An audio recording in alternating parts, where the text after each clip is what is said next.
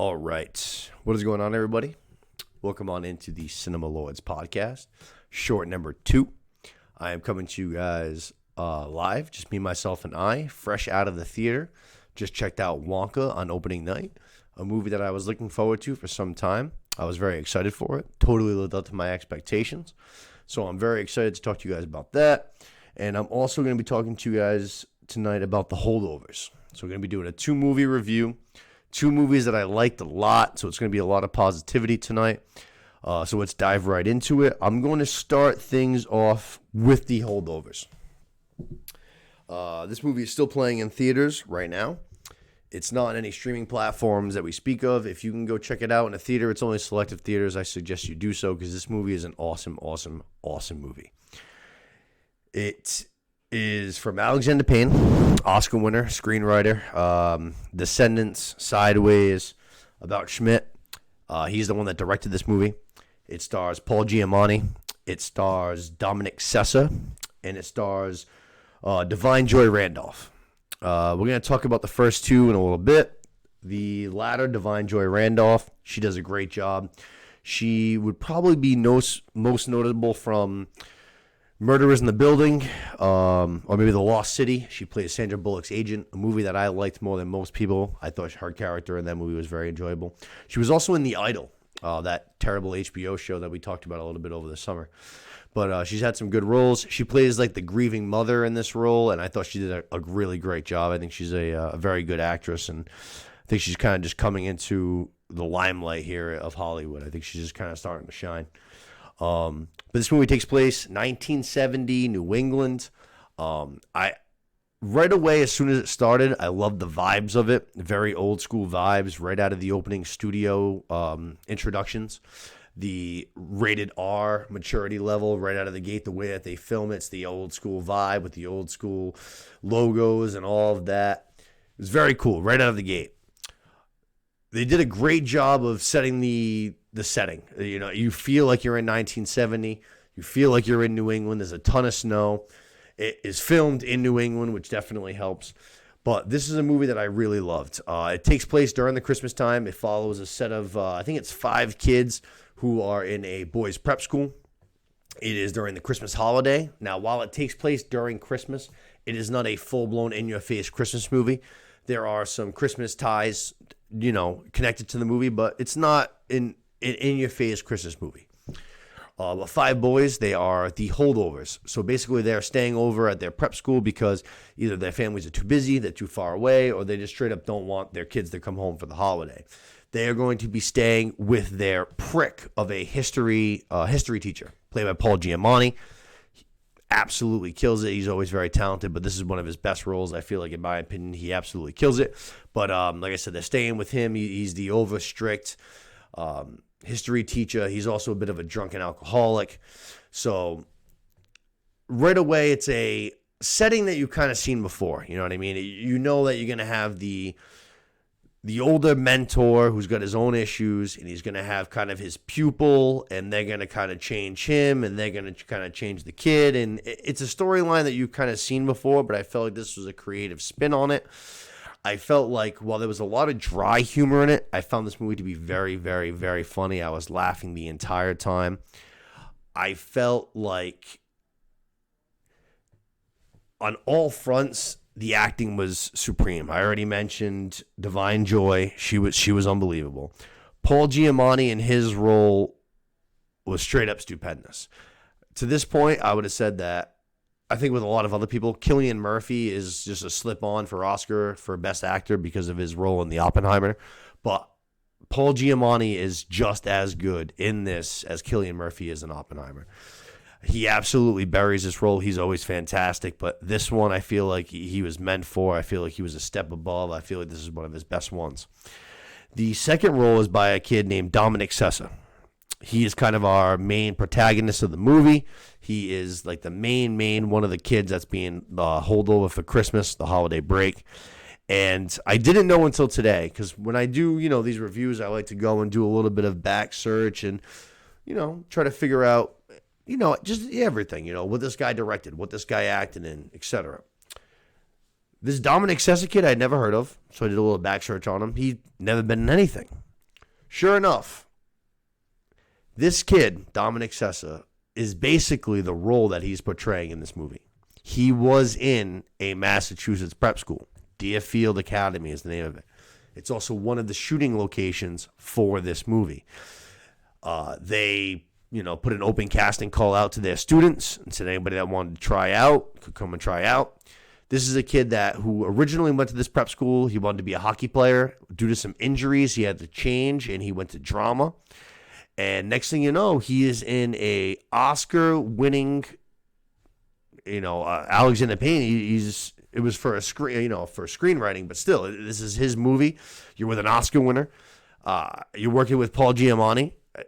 This is a dream come true. You know what I mean? He was made for this role. He's a talented kid. I think we're going to see more of him in the future. I think that he is definitely kind of built for the role that he does in this. Like, he played the arrogant kind of douchebag very well. Kind of reminds me almost of Miles Teller. I don't think he's a kid that's going to be able to play all the positions. But I think he's going to be good at what he does, which I think is going to be kind of like this role, that snotty, brat, arrogant, kind of little douchey kid. But this movie, I really, really, really loved. It's a movie that I'm definitely going to come back to. I've already watched it a second time since the first time I watched it. Like I said, not right in your face Christmas movie, but it is Christmas vibes, which definitely helps. I feel like they shot the shit out of this movie too. Like I mentioned that the old school vibes are there, but there were some very certain things that I liked a lot as far as creativity from a cinematography point of view. One of the scenes that really stood out to me is there is a scene, for you guys that'll watch it, it's a bowling alley scene. And it's a scene that you've seen on before in a lot of movies. You have all of your main characters who are starting to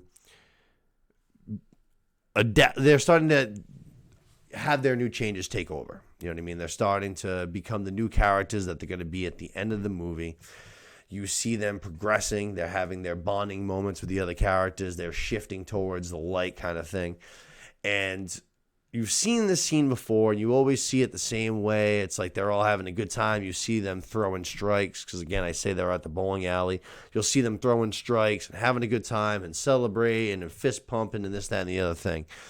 And in this movie, they did a great job, I felt like, of doing it differently, where they stay on the characters' faces from the lane up, from where the pins are towards the actor and actresses, and you see how their characters are changing throughout the movie, which I enjoy a lot. I thought it was a great scene. It's probably my favorite scene of the entire movie.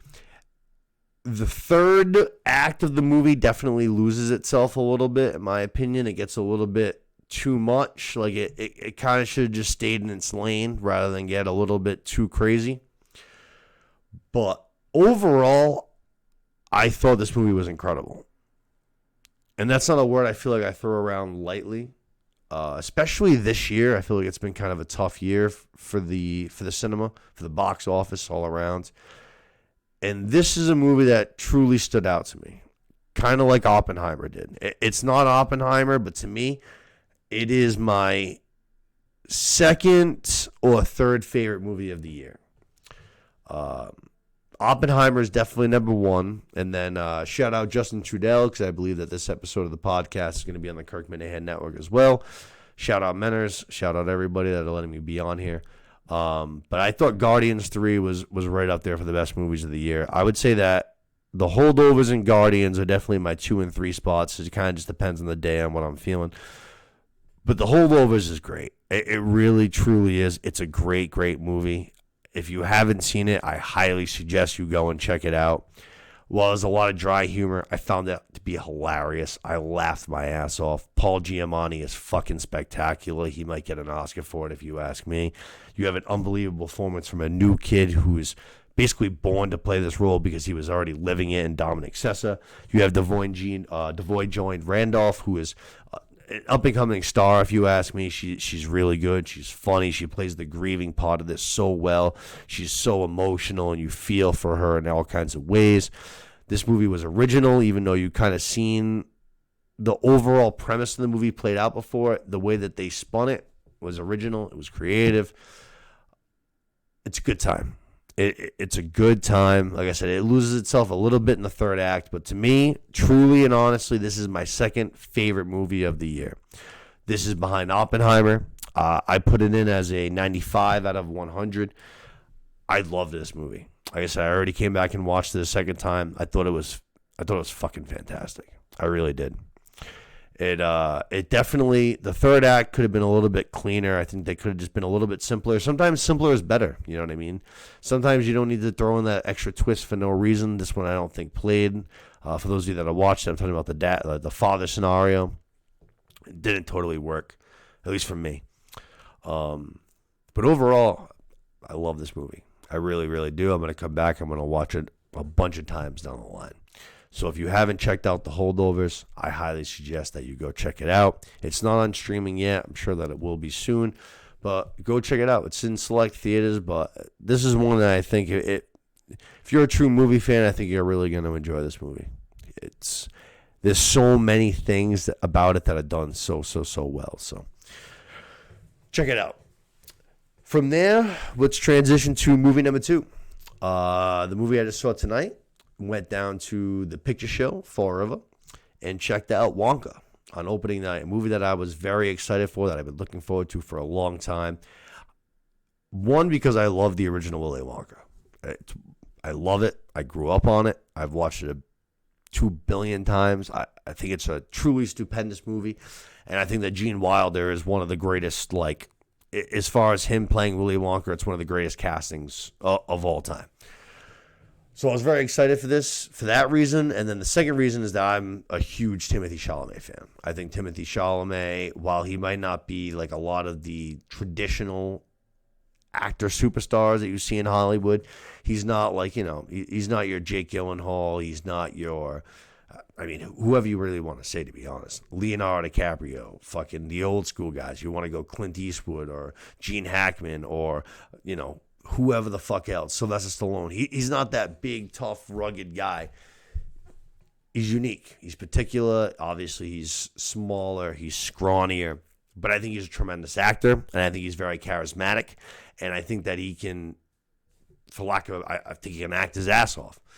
So I thought he had a very, very, very big task to live up to as far as trying to play Willy Wonka and trying to bring back to life what Gene Wilder was able to do with the character back in 1971. And I went into this movie with moderate expectations. I wanted it to be good. I hoped it would be good. I didn't expect it to be a masterpiece, but I was hoping for a good movie, and that's exactly what I got. I went in. I was entertained throughout. I thought the storyline was good. Sure, it could have been a little bit shorter. It was a little bit long, for sure. It could have been 15, 20 minutes shorter. There was definitely a couple, the musical pieces are a lot more frequent in this than they are in the Willy Wonka movie. Obviously, Willy Wonka has its musical parts, and in a way, it is kind of a musical. This one is the same thing, but this one's a little bit heavier. A lot of musical pieces, which, to me isn't necessarily a bad thing, but I just didn't love them all. Some of them I really, really liked a lot. I thought Chalamet did as good as a job as possible as far as filling in for Gene Wilder. I think it was almost an impossible task. I think he did as good as he could have done.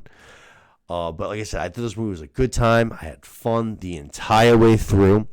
You had a couple of other good performances as well. First and foremost was Hugh Grant. Hugh Grant plays the original Oompa Loompa, and he was fantastic. When I left, I almost wished that we had gotten a little bit more from Hugh Grant's character.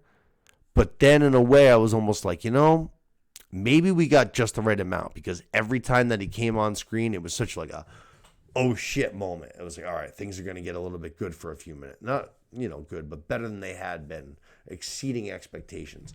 Hugh Grant was really, really good. I loved how it literally looked just like his face. I thought it was fantastic. Then you got Mr. Bean. You got Rowan Atkins. He had a nice little role kind of as a bad guy. I thought he was good. This movie was just a good time. It was exactly what I wanted it to be. It was fun. It was a good prequel. It didn't go over the top as far as Easter egg and fan service. It plugged in little parts that hit really well. Excuse me. Especially, I would say, in regards to the Hugh Grant character. That's probably the biggest Easter egg connection tie-in that there is. When that moment hit, I was very, very excited. But overall, I really enjoyed this movie. It was exactly what I expected it to be. It was exactly what I wanted it to be. I love seeing Timothée Chalamet shine again. I think he's a stud. Shout out to Dune 2. We just got our last Dune 2 trailer earlier this week. For those of you that have been watching the show, you know how I feel. I've never been as excited for a movie as I think I am for Dune 2. I mean, I was excited for No Way Home. I was excited for Return of the King. I've been excited for a lot of movies. I was excited for The Dark Knight. I'm not sure I've ever been as excited for a movie as I am for Dune 2. And in large part because of Timothée Chalamet, Paul Atreides. He's unbelievable. I love this kid. I'll follow him into the depths of hell. I think he's one of the absolute top up-and-coming stars as far as actors go.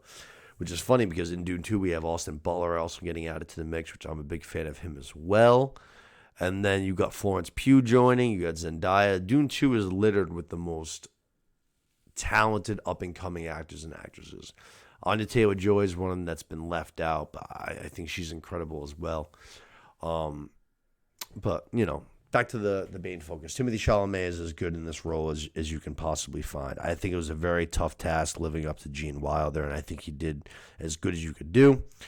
Overall, the movie was great. It was a great time. Could have been a little bit shorter. In my opinion, it could have had a little bit less musical pieces. It was very, very, very heavy on the musical pieces. Hugh Grant was spectacular.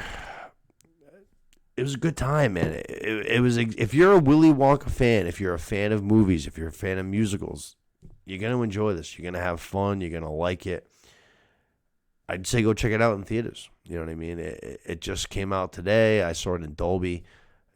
I think it's an IMAX. I'm pretty sure. I'm pretty sure it's an IMAX. At least I know it is in Providence. So if you have an IMAX theater around you, it'd be the kind of movie. There's a lot of CGI and stuff mixed in, but it looked really good. I think an IMAX would be nice. It's a fun time. It's a good time. It's the kind of movie that I like, you know, where you just go, you grab your concessions, you grab your soda, you chill, you sit down, you just have fun, you get lost in the big screen. I had a ball. It was exactly what I wanted. But I think that, actually, you know what? I'll just give it a quick rating. I guess I'd go like 83, 84, something like that. Hard B. It was definitely a hard B. Fun, entertaining. I'll watch it again. Had a little bit, you know, a little flaw here and there, but overall, very, very entertaining. The Holdovers, like I said, it's still in theaters, select theaters. It's going to be on streaming soon, I'm sure. That one I highly suggest everyone checks out. I think it's a movie for everybody. I think it plays to almost all audiences, you know, aside from like kids, I would say. But I think everybody else will be able to appreciate this movie in some form or fashion because it is that good. It's a coming of age, holiday, drama, comedy. It's so many things all rolled into one with some of the best performances of the entire year. So I highly suggest going and checking out both of those movies. That's going to be all I have for you guys tonight. I am going to be coming back to you guys again very soon, probably next weekend. We have fucking Zack Snyder's Rebel Moon coming out next Friday on Netflix. As of right now, the early reviews are coming out, and they are awful, which you just hate to see that. The goddamn Snyder cultists. I'm sorry, Snyder cultists. I didn't mean to. I meant it. The Snyder cultists there, they don't know what to do. You know what I mean? It could be the worst movie of all time, and you know they'll be there with their picket sign saying it's the greatest thing that we've ever seen. I do love to see good movies, especially in the sci-fi genre. Normally this would be right up my alley, but I do love to see Zack Snyder fail just for the fact that his fans are the absolute worst people on the entire goddamn internet. But like I said, next week I'll probably come back. I'll probably be doing Rebel Moon. I think I'm going to do probably like a Netflix episode, I think. I'm going to do Rebel Moon and then A Killer from David Fincher, I think, which has been out for a little while, but it wasn't like overly marketed, so I don't think that like necessarily everybody has seen it. So I think I'm going to do that and do it, like I said, a nice little Netflix episode. It'll be that and Rebel Moon. That'll probably be coming to you guys next weekend. It was been a while between this episode and the last one, but try to get a couple more pumping, especially going into the next year. The strikes are over. Things are starting to come back into action. So that's going to wrap it up for us here tonight. I thank everybody for tuning in. As always, share, subscribe, like, comment. Thanks to the KMS Network for letting me put this episode up on the platform. Thanks to Menners. Thanks to Kirk. Thanks to everybody else. I hope you guys enjoyed this, and go check out the movies. And as always, happy watching.